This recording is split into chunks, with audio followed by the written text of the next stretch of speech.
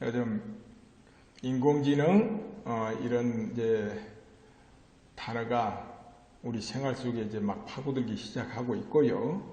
이 인공지능으로 인해서 앞으로 수많은 변화가 올 것 같은데 거기에 대해서 예측이 분분합니다. 어떤 직업이 없어지고 어떤 직업은 유망하다. 또 새로 생길 직업은 이러이러한 것일 것이다. 이렇게 이제 많이 예측을 해요.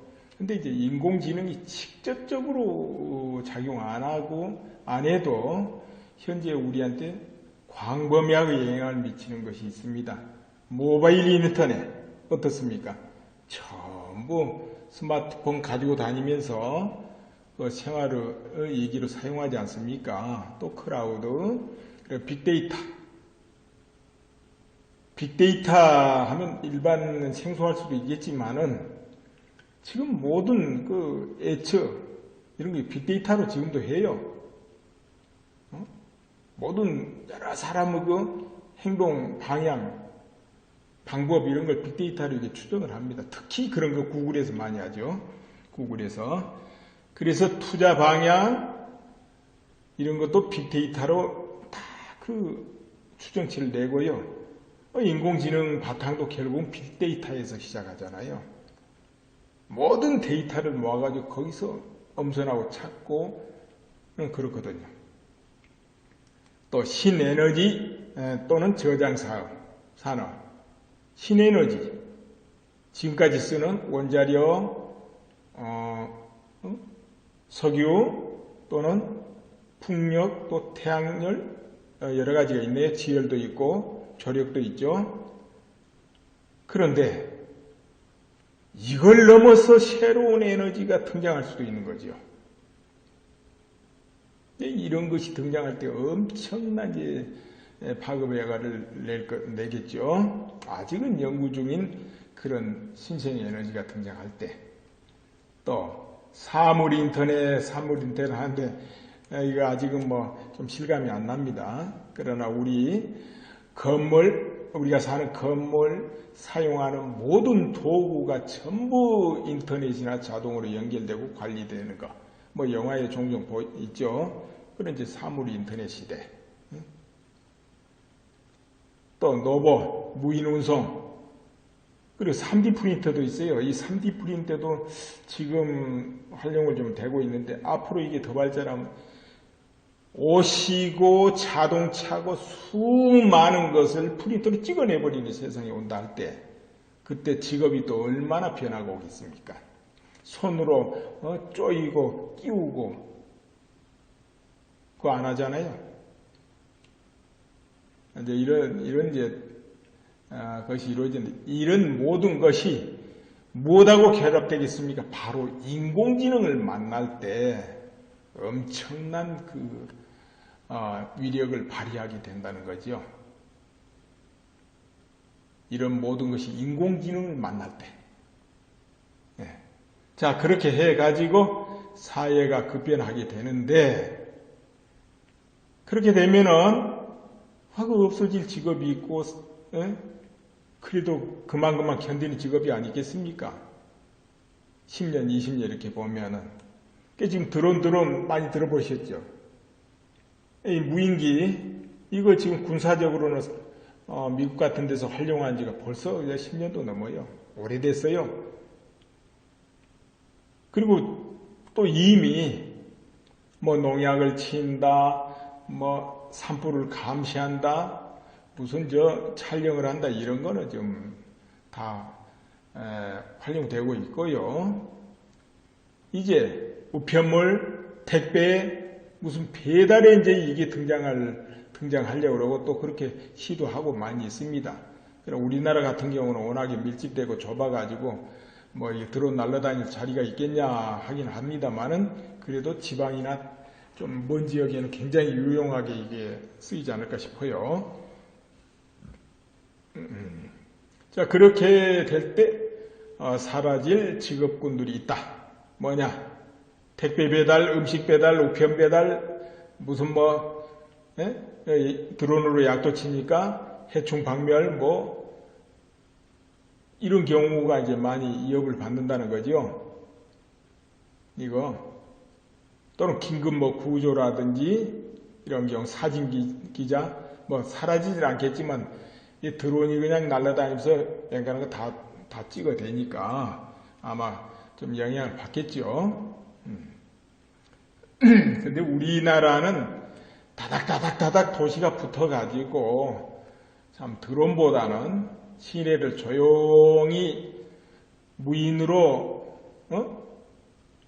택배, 음식 실어가지고 이렇게 골목골목 배달하는 그런 게 더 유망하지 않을까 싶어요. 공중으로 왱왱대고 다니다가는 막 충돌도 일어날 것 같고.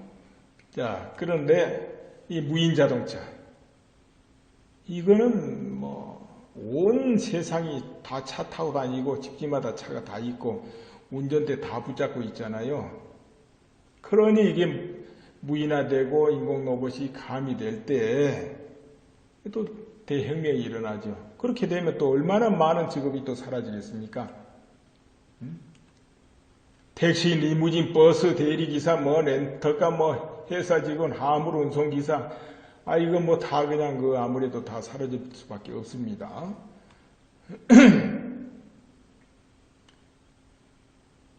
그리고 이제 단순하게 도우미 로봇은 사방에 또 들어와요.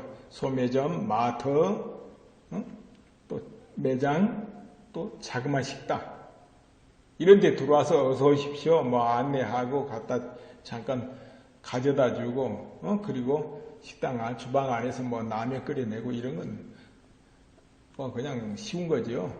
그러면 또 그런 계통 직업이 또 사라질 수밖에 없는 거죠.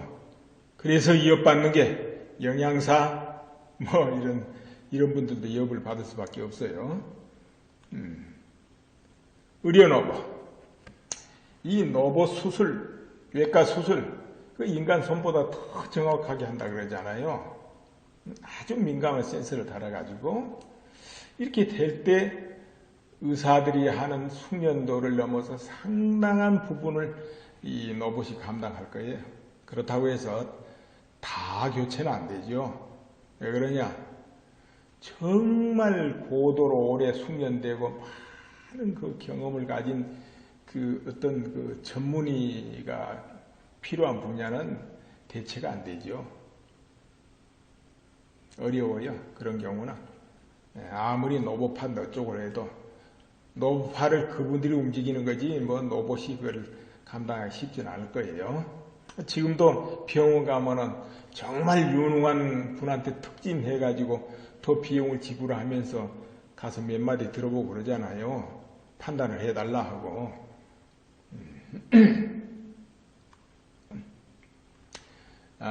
어떤 직업이 사라지는가 이렇게 꼽는가를 보면은 텔레마케터 이거 이제 광고하고 또 홍보하고 그런 거니까 대체되기가 너무 쉽죠. 심지어는 이제 상담하는 것도 대체되기 쉬워요. 상담도 수리공 무엇을 수리하고 이런 거 대체되기 쉬워요. 왜 그러냐? 수리라는 것이 그때 수리를 안 해요. 그냥 착착 바꾸는 거기 때문에. 그러니 이거는 뭐 로봇이 들고 나고 하는 자리가 필요가 없지요. 스포츠 심판 이건 뭐 거의 교체라고 보면 돼요. 왜냐? 항상 불만이 있거든요. 심판할 때마다. 뭐 최선을 다 하겠지만은 어찌됐든 그 허점을 많이 보여가지고 불만이 많아요. 또 그 악의적인 또 판결하는 경우도 없지 않아 있을 것이고 이렇게 이런 자리는 그냥 교체죠. 뭐 어렵고 복잡한 건 아니니까. 그리고 회계사도 이렇게 나오는데 회계사는 고도의 계산을 하는 자리인데 이게 가능할까 하지만 오히려 가만히 앉아서 머리로 계산하고 짜고 하는 건 교체하기 쉬워요. 프로그래머도 마찬가지죠. 그래서 자, 근데 판사도 이게 하나 꼽아놨는데 과연 이게 가능할까? 판사 수십 년 공부하고 수십 년 판결을 하는 건데 이것도 가능하죠. 가만 앉아서 이렇게 판단하는 건 쉬워요. 변호사 교체 여지 없죠.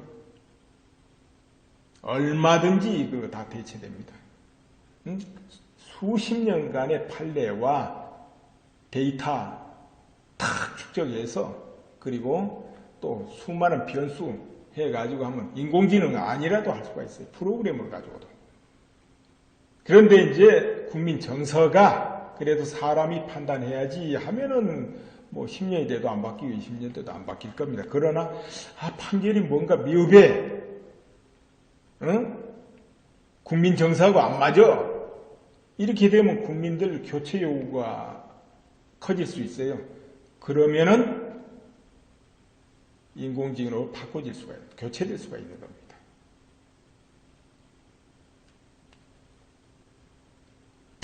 근데 이제 앞으로도 교체되기 어렵다 하는 것들은 섬세한 감정과 감정을 다루어야 되는 계통은 이제 어렵다 이렇게 보는 게 뭐냐?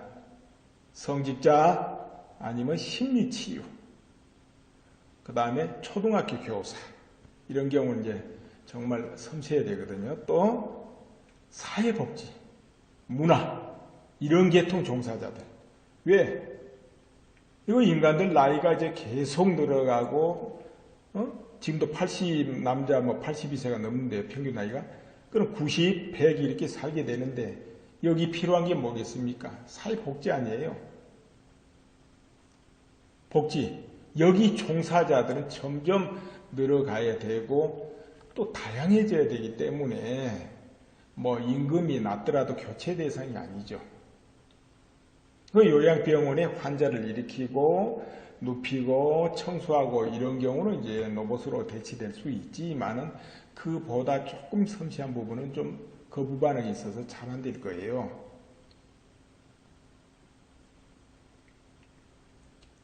그리고 문화활동, 레크레이션, 문화 이런 경우도 이건 깊은 정서적인 정신적인 문제이기 때문에 이거 이제 로봇이 교체되기가 어려운 자리입니다. 또 그리고 인간이 활동할 자리가 또 있어야 될 거 아니에요. 영역이. 이렇기 때문에 이런 건 교체가 잘 안 된다고 보죠.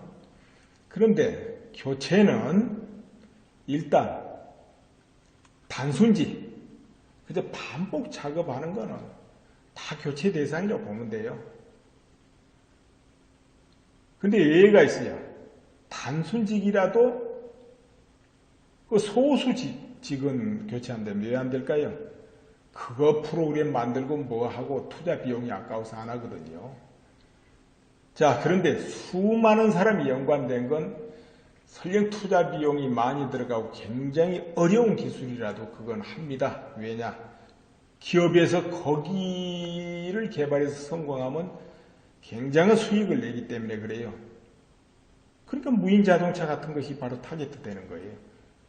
전 세계가 운전하기 때문에. 거기서 무인 자동차 하나 제대로 만들면 얼마나 큰 기업의 이익이 있겠습니까? 그걸 놓치겠어요? 그래서 많은 사람이 연관된 거. 그 다음에 국민의 불신을 받는 자리. 소수 아주 고위직이라도 고급직이라도 그 자리가 교체되기 쉬워요.